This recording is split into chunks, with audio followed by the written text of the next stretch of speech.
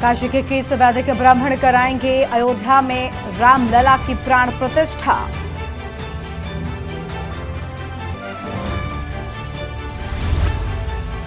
Township बसाने का खाका हुआ तैयार।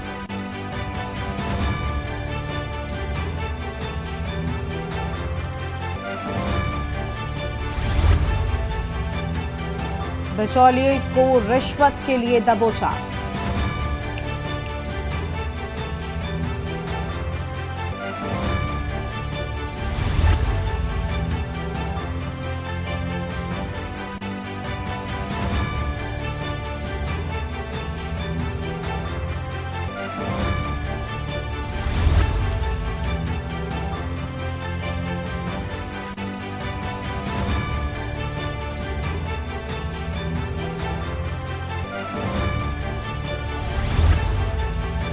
भाजपा के 3 राज्यों में हुई जीत, कार्यकर्ताओं ने जमकर मनाया जश्न।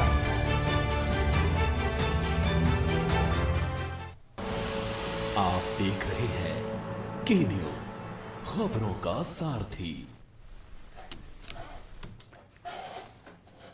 नमस्कार, आप देख रहे हैं के न्यूज इंडिया। मैं हूं आपके साथ गरिमा वाजपेयी। खबर उत्तर प्रदेश की शुरुआत करेंगे हम खबरों के साथ में। इस बीच आपको हम मथुरा से खबर बताते हैं। तो मथुरा से इस बीच एक अहम जानकारी सामने आ रही है। मथुरा से खबर का रुख करेंगे।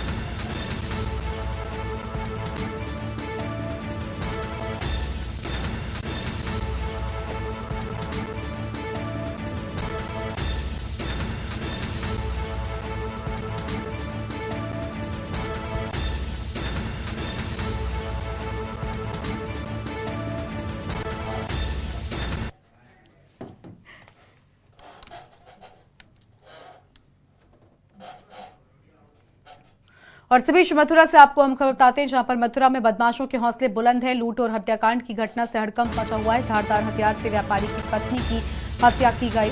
हत्या के बाद नकदी व सोने के जेवरात किए गए हैं जब्त।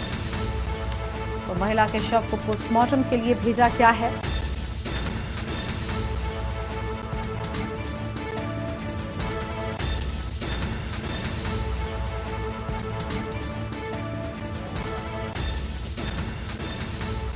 तो हत्या के बाद नकदी व सोने के जेवरात जब्त किए गए। ये बड़ी जानकारी आपको हम बता रहे हैं। धारदार हथियार से व्यापारी की पत्नी की हत्या किए जाने की बात सामने आई है। मथुरा में बदमाशों के हौसले बुलंद हैं। लूट व हत्याकांड की घटना से हड़कंप मचा। धारदार हथियार से पत्नी की हत्या कर दी गई। हत्या के बाद नकदी व सोने के जेवरात पार किए गए। मौके पर पहुंचे आला अधिकारी मामले की जांच में जुटे हैं। महिला के शव को पोस्टमार्टम के लिए भेजा गया है। मथुरा हाईवे थाने के श्रीनाथ अपार्टमेंट का ये पूरा मामला सामने आया है। तो श्रीनाथ अपार्टमेंट का ये पूरा मामला सामने आया।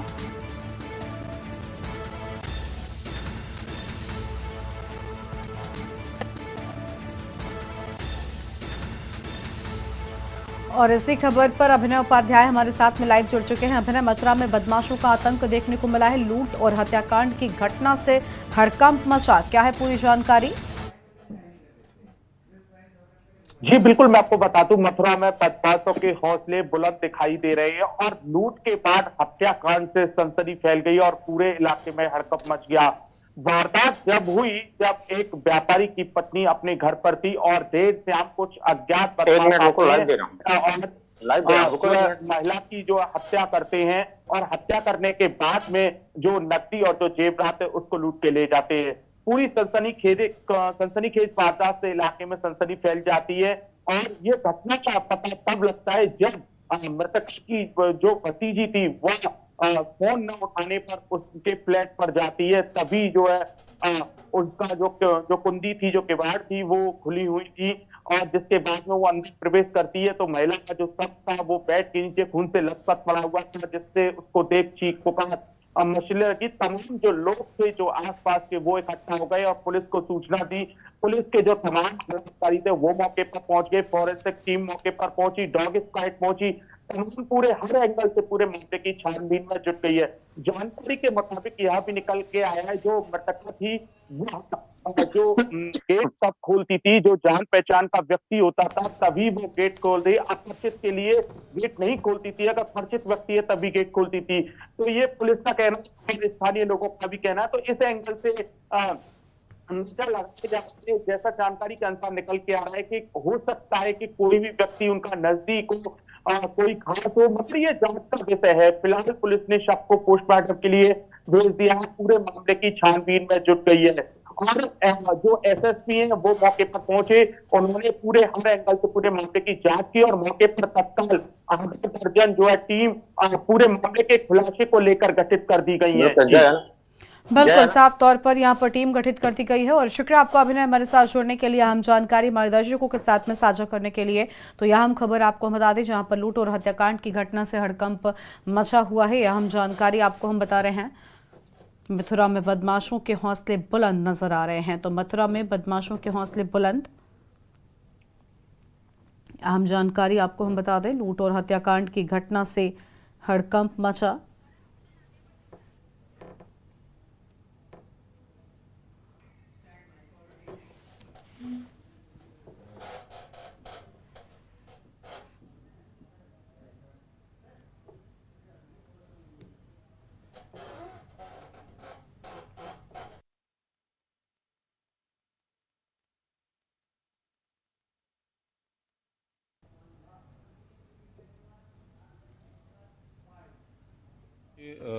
ये श्रीनाथ अपार्टमेंट है जो थाना हाईवे क्षेत्र में लगता है।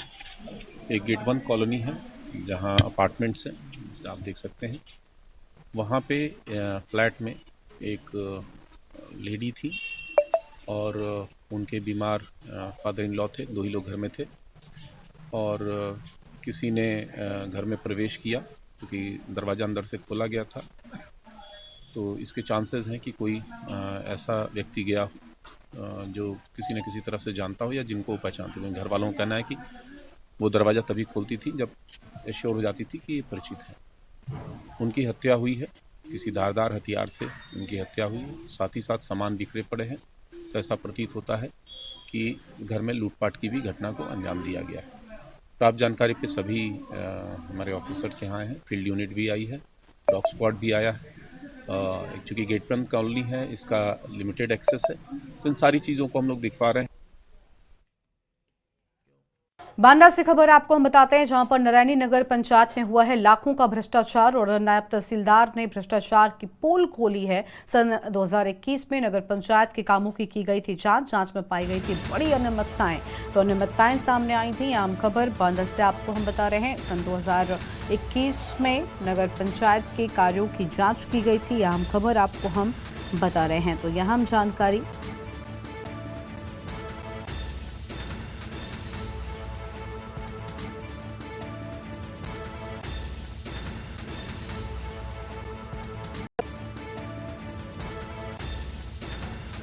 तो नायब तहसीलदार ने भ्रष्टाचार की पोल खोली है। साल 2021 में नगर पंचायत के कार्यों की जांच की गई थी, ये बड़ी जानकारी आपको हम बता रहे हैं और जांच में बड़ी अनियमितताएं सामने आई थी। तो यहाँ हम जानकारी आपको हम बता दें इस वक्त की आम खबर, जहां पर बांदा से खबर है। नारायणी नगर पंचायत में लाखों के भ्रष्टाचार की बात सामने आई है और नायब तहसीलदार ने भ्रष्टाचार की पोल खोल कर रख दी। लाखों का भ्रष्टाचार यहाँ पर हुआ था। साल 2021 में नगर पंचायत के कार्यों की जांच की गई थी, ये बड़ी जानकारी आपको हम बता रहे हैं और जांच में बड़ी अनियमितताएं भी पाई गई थी। तो जांच में बड़ी अनियमितताएं पाई गई थी। बांदा नरैनी नगर पंचायत में हुआ लाखों का भ्रष्टाचार। तो बांदा नरैनी नगर पंचायत में लाखों का भ्रष्टाचार। नायब तहसीलदार ने भ्रष्टाचार की खोली पोल। तो नायब तहसीलदार ने भ्रष्टाचार की पोल खोली। सन 2021 में नगर पंचायत के कार्यों की जांच हुई थी। और इसी खबर पर अधिक जानकारी के लिए हमारे साथ हमारे संवाददाता पंकज त्रिपाठी जुड़ चुके हैं। पंकज, नरैनी नगर पंचायत में लाखों का भ्रष्टाचार हुआ, क्या जो अधिकारी थे उनकी ओर से कोई भी नजर इस भ्रष्टाचार पर नहीं पड़ी या फिर मिली भगत कहीं ना कहीं रही? नायब तहसीलदार की ओर से पूरे मामले में पोल खोली गई है, क्या है पूरी जानकारी और पूरा मामला विस्तार से बताएं। अनम्यूट कर लीजिए पहले पंकज, आपकी आवाज नहीं मिल रही है। जी आ रही? जी बोलिए। जी मैं आपको बता दूं कि ये पूरा मामला विधानसभा नरैनी के नगर पंचायत का पूरा मामला है, जहां पर 18-19 वित्तीय वर्ष में लगभग 4 या 5 कार्य कराए जाते हैं, जो लाखों रुपए के काम होते हैं। 4-5 बिंदुओं के काम इस तरह के कराए जाते हैं कि कुछ काम तो ऐसे कर गए कि कुछ काम करा के और बाकी छोड़ दिया गया, उनका भुगतान कर दिया गया। कुछ कार्य ऐसे हैं जो कार्य थोड़ा ज्यादा कराया गया, उसके बाद छोड़ दिया गया। जब ये पूरी प्रकरण की जांच जिलाधिकारी ने नायब तहसीलदार को सौंपी, तो नायब तहसीलदार ने पूरे प्रकरण की जांच की। जबकि 4-5 बिंदुओं पर जब पूरी जांच हुई, तो पूरी जांच में 4-5 बिंदुओं पर भी अनियमितता पूरी पाई गई। और उसमें जब जांच रिपोर्ट और उसी समय विधानसभा जैसे विधानसभा का चुनाव ओम वर्मा जीतती है, विधायक बनती है, वैसे ही जांच प्रभावित हो जाती है। और उससे पहले ओम वर्मा अध्यक्ष हुआ करती थी। जी बिल्कुल, साफ तौर पर यहाँ पर बड़ी लापरवाही जो है वो इस पूरे मामले में देखने को मिली है। और देखिए सवाल वही है कि देखिए एक तरफ जिम्मेदार थे, जो जिम्मेदार इस सब पर नजर रख सकते थे, जिनकी जिम्मेदारी होती है इस भ्रष्टाचार को रोक पाने की। क्या यहाँ पर मामला रहा, क्या मिलीभगत रही या फिर अनजाने में ये चीजें हुई हैं? क्या पूरी इस सब को लेकर क्या जानकारी है आपके पास, क्योंकि लाखों का भ्रष्टाचार का ये पूरा मामला है? जी मैं बिल्कुल बता दूं कि संबंधित अधिकारियों की मिली भगत से ही ऐसे खेल होते हैं। जब जांच सामने आ रही है, जांच रिपोर्ट बनाई जा रही है, नायब तहसीलदार जांच दे रहे हैं। आप देख लीजिए कि उसमें मुक्तिधाम केंद्र भी है, तालाब खुदाई का भी काम है, और उसमें तालाब सुंदरीकरण का भी काम है, नाली सीसी का काम है, ऑक्सीजन पार्क का काम है। ऑक्सीजन को ऑक्सीजन पार्क का नाम दे दिया जाता है। ऑक्सीजन पार्क में किसी भी प्रकार की जैसे पार्किंग व्यवस्था होती है, पार्क में व्यवस्था भी नहीं है। तो सारी 4 या 5 बिंदुओं की जब जांच होती है और 4-5 बिंदुओं पर जांच रिपोर्ट लगाई जाती है और तहसीलदार जांच रिपोर्ट लगाते हैं, और उसमें लिखा जाता है बिंदु पर कि भारी अनियमितता पाई गई। तो ऐसे मामले में जब तहसील का मामला डीएम ऑफिस तक जाता है, तो क्या संबंधित अधिकारी के लिए ना हुआ होगा? बिल्कुल हुआ होगा, क्योंकि अब इस प्रकरण की बात अगर मैंने समझिए कि जैसे नगर पंचायत अध्यक्ष थी ओम वर्मा, और जैसे ही विधायक। एक बड़ा सवाल ये भी है कि हमें जानकारी मिली है कि नायब तहसीलदार ने जब इस पूरे मामले में पोल खोली, कई सारी चीजें निकलकर सामने आई, इसके बाद बताया जा रहा है कि उसका ट्रांसफर भी कर दिया गया है। ऐसी कोई जानकारी है क्या आपके पास?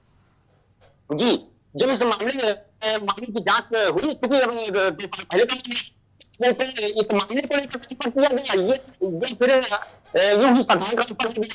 चूंकि उनके बाद 3 या 4 तहसीलदार बन चुके हैं, चूंकि हमारे कल्याण में अभी इतने बड़े भ्रष्टाचार का जब खुलासा करेंगे तो थोड़ा समय लगेगा।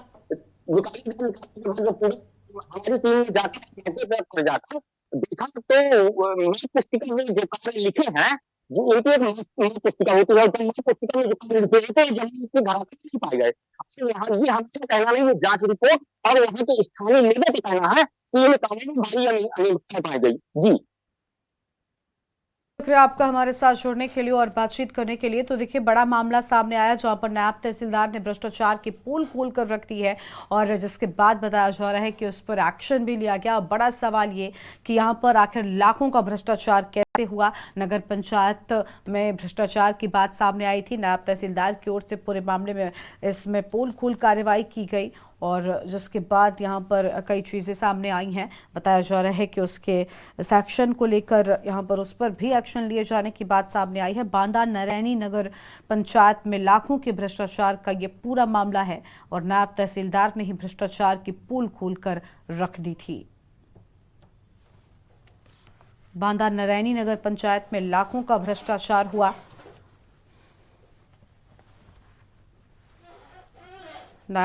तहसीलदार ने भ्रष्टाचार की पोल खोली।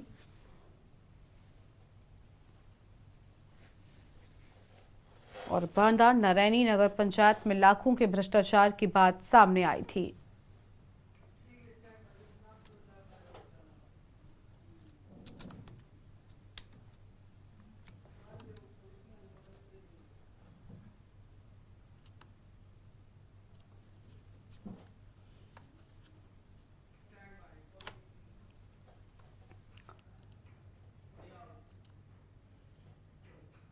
और बुलंदशहर से खबर का रुख कर लेते हैं। बुलंदशहर मिनी बैंक लूट मामले में 2 मुठभेड़ हुई। मुठभेड़ के बाद घायल अवस्था में 4 लुटेरे गिरफ्तार कर लिए गए। स्वाट औरंगाबाद, गुलावठी और अगौता पुलिस की मुठभेड़ हुई है। मुठभेड़ के दौरान आरोपी घायल हुए। बड़ी जानकारी आपको हम बता दें, मुठभेड़ के दौरान आरोपी के घायल होने की बात सामने आई है और स्वाट औरंगाबाद, गुलावठी और अगौता में मुठभेड़ की बात सामने आई। मुठभेड़ के दौरान आरोपी के घायल होने की बात कही गई है।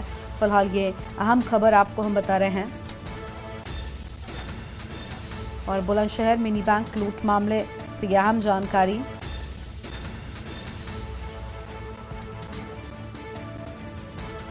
आज दिनांक 3/12/2023 को सिकंदराबाद पुलिस सुरपुरा चौकी के पास नौका थाना पर एक चेकिंग कर रही थी। इसी चेकिंग के दौरान एक व्यक्ति जाता हुआ दिखाई पड़ा। उसे संदिग्ध मानते हुए उसे रोकने का, उससे पूछताछ करने का प्रयास किया पुलिस द्वारा किया गया। इस प्रयास पर व्यक्ति भागने लगा और पुलिस द्वारा पीछा करने पर उसने पुलिस पार्टी पर फायरिंग की। आत्मरक्षा पुलिस द्वारा फायरिंग करने पर वहाँ पर घायल हुआ। जब उसके पास जाकर उससे पूछताछ की तो उसका नाम शैलेंद्र जो ग्राम पीर बियाबानी का थाना सिकंदराबाद का रहने वाला है। उसे तुरंत काल अस्पताल इलाज के लिए भेजा गया और उससे हमने पूछताछ की गई। पता चला कि जो औरंगाबाद में घटना हुई थी लूट की, उसे घटना में शामिल था।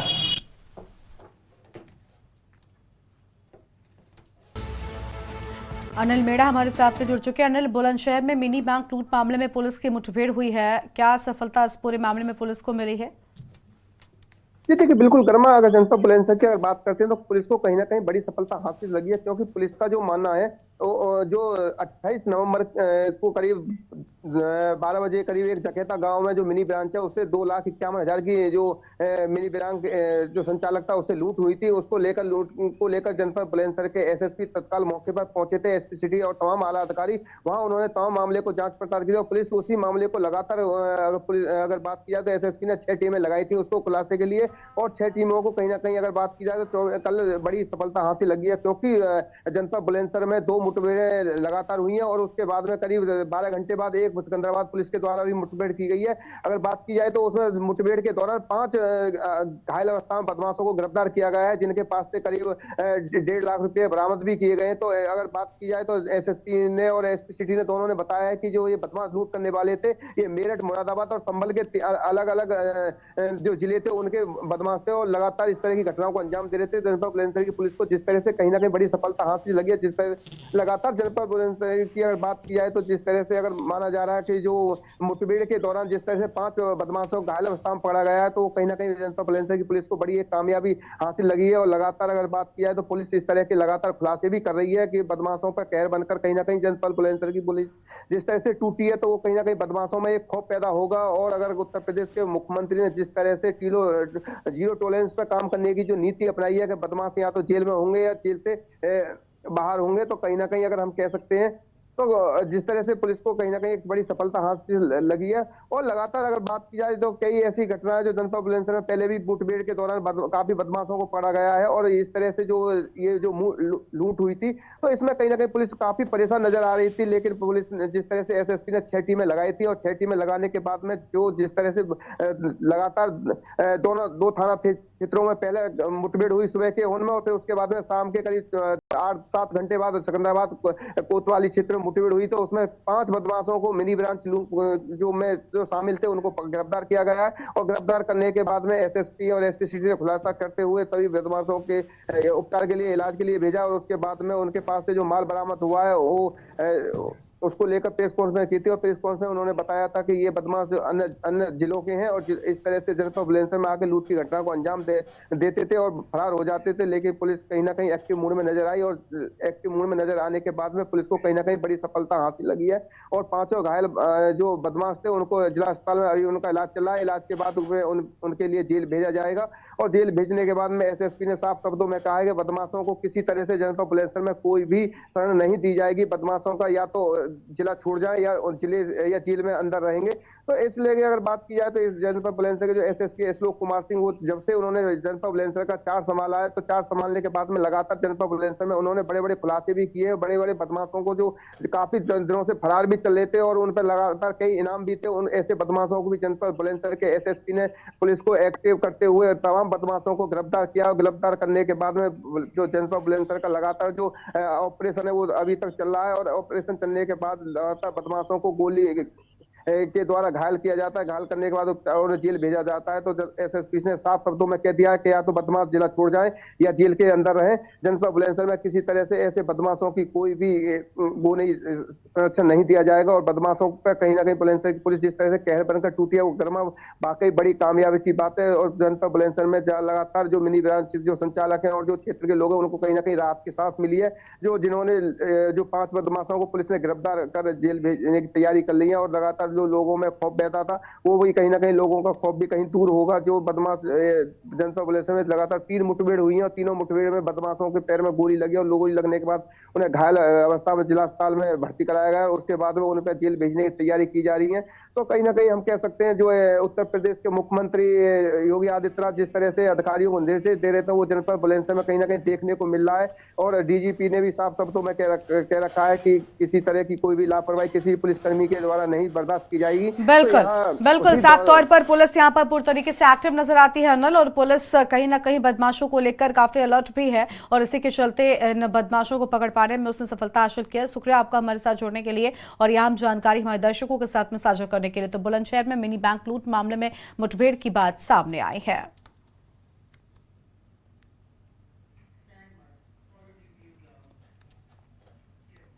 और अगली खबर भी बुलंदशहर से ही है, जहां पर सिकंदराबाद पुलिस और लुटेरों के बीच मुठभेड़ हुई। मुठभेड़ में पुलिस की गोली लगने से घायल हुए लुटेरे। पुलिस ने 24 घंटे के भीतर ही तीसरी मुठभेड़ मिनी बैंक लूट में शामिल 5वें आरोपी को भी अरेस्ट कर लिया है। ये बड़ी जानकारी आपको हम बता दें, जहां पर 5वें आरोपी को भी अरेस्ट किए जाने की बात सामने आई है और यह जानकारी आपको हम बुलंदशहर से ही बता रहे थे।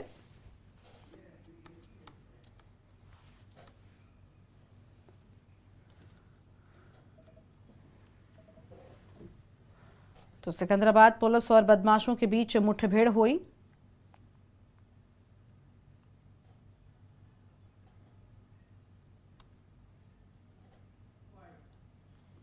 औरंगाबाद के जुताका गांव में 28 तारीख को एक घटना हुई थी जिसमें कि एक कस्टमर सर्विस सेंटर जो कि पीएनबी बैंक से एफिलिएटेड है उसमें 2 बदमाश अंदर घुस गए थे जिनके द्वारा अंदर से जो कैश था वो लूट लिया गया था।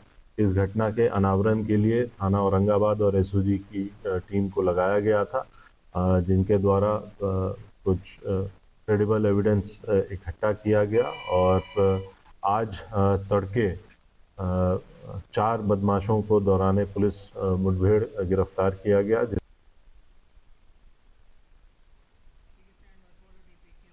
मेरठ से खबर आपको बताते हैं, जहां लूट के खिलाफ एमएलए का आमरण अनशन और जिलाधिकारी कार्यालय पर आमरण अनशन की बात सामने आई है। अस्पतालों में इलाज के नाम पर लूट के खिलाफ अनशन की बात नोटेमा अस्पताल से शुरू हुआ था। एमएलए का विवाद और एसपी के सरधना सीट से एमएलए हैं अतुल प्रधान। यह हम जानकारी आपको हम बताते हैं, जहां पर अनशन की बात सामने आई है और लगातार अनशन की बात सामने आई, ये बड़ी जानकारी आपको हम बता रहे थे। और एसपी के सरधना सीट से एमएलए हैं अतुल प्रधान। नोटेमा अस्पताल से शुरू हुआ था एमएलए विवाद और अस्पताल में इलाज के नाम पर लूट के खिलाफ अनशन की बात सामने आई थी। यह जानकारी आपको हम बता दें, जहां पर मेरठ से खबर है, लूट के खिलाफ एमएलए का आमरण अनशन की बात सामने आई है।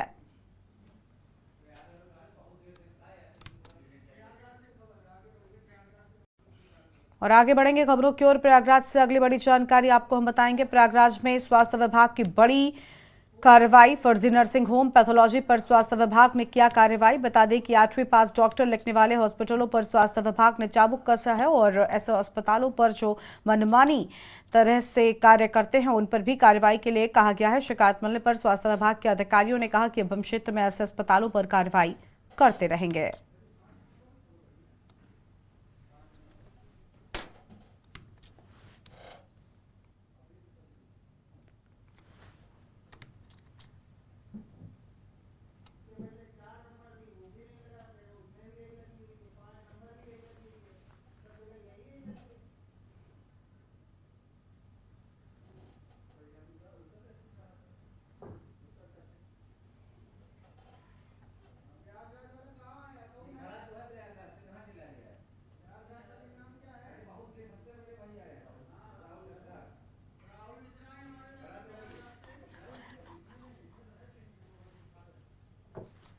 प्रयागराज से राहुल मिश्रा हमारे साथ में जुड़ चुके हैं।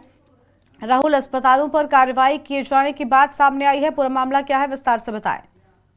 जी आपसे बता दें, प्रयागराज में आए दिन जो घटनाएं घटती थी, जैसे प्राइवेट हॉस्पिटल है, 10वीं पास 8वीं पास वो संचालक बन जाते हैं और कहीं न कहीं डॉक्टर कहीं सीखने के बाद बैठ करके कार्य करना चालू कर देते हैं। खासतौर से बता दें, मांडा क्षेत्र में मद्रासी एक क्लिनिक है, हॉस्पिटल है जो बंगाल का है, उसके ऊपर कार्रवाई हुई है।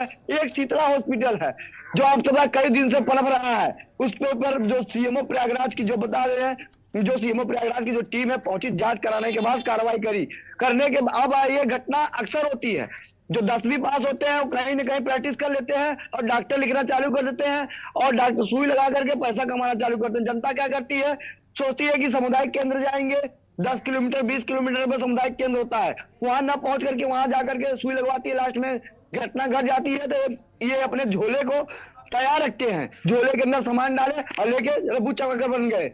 अब जनता कहां ढूंढेगी उन्हें? कोई घटना घट जाती है, जिसपे क्या सीएमओ प्रयागराज ने क्या संज्ञान लेते हुए आए दिन जो घटनाएं घटती थी, चाहे यमुना पार हो चाहे गंगा पार हो, ऐसी घटनाएं अक्सर घटती थी। झोला झाप डॉक्टर जो है मजबूती से यहाँ लगे पड़े हैं और बैठे हुए हैं, कहीं न कहीं किसी न किसी का संरक्षण था इनके ऊपर। लेकिन आज जो उप मुख्यमंत्री ब्रजेश पाठक जो ये संज्ञान लिए मामले को लेते हुए कार्रवाई करने का आदेश दिया, कार्रवाई हो रही, ताबड़तोड़ कार्रवाई करते दिखाई दे रहे हैं। ठीक है, बहुत शुक्रिया आपका हमारे साथ जुड़ने के लिए, आम जानकारी हमारे दर्शकों के साथ में साझा करने के लिए। तो यह अहम खबर आपको हम बता दें, जहां पर आपको बता दें कि अस्पतालों पर कार्रवाई किए जाने की बात सामने आई है। स्वास्थ्य विभाग की बड़ी कार्रवाई की बात प्रयागराज में कही गई।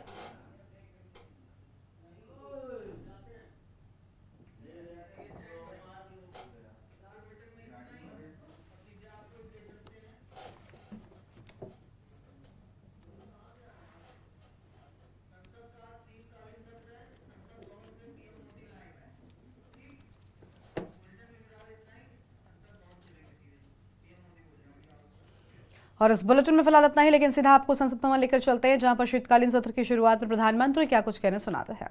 गुस्सा सदन में मत उतारना, हताशा निराशा होगी, आपके साथियों को आपका दम दिखाने के लिए कुछ न कुछ करना भी पड़ेगा, लेकिन कम से कम लोकतंत्र के इस मंदिर को वो मंच मत बनाइए। और अभी भी मैं कहता हूं, मैं मेरे लंबे अनुभव के आधार पर कहता हूं कि थोड़ा सा अपना रुख बदलिए, विरोध के विरोध का तरीका छोड़िए, देश हित में सकारात्मक चीजों का साथ दीजिए, अच्छी उसमें जो कमियां हो उसकी डिबेट कीजिए। आप देखिए देश के मन में आज जो ऐसी कुछ बातों पर नफरत पैदा हो रही है, हो सकता है वो मोहब्बत में बदल जाए, तो मौका है, ये मौका जाने मत दीजिए। और इसलिए हर बार मैं करबद्ध प्रार्थना करता रहा हूं कि सदन में सहयोग दीजिए।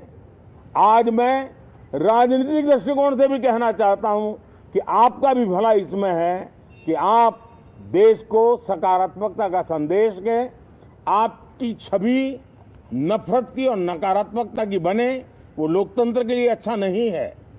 लोकतंत्र में विपक्ष भी इतना ही महत्वपूर्ण है, उतना ही मूल्यवान है और उतना ही सामर्थ्यवान भी होना चाहिए। और लोकतंत्र की भलाई के लिए मैं फिर से एक बार अपनी ये भावना को प्रकट करता हूं। 20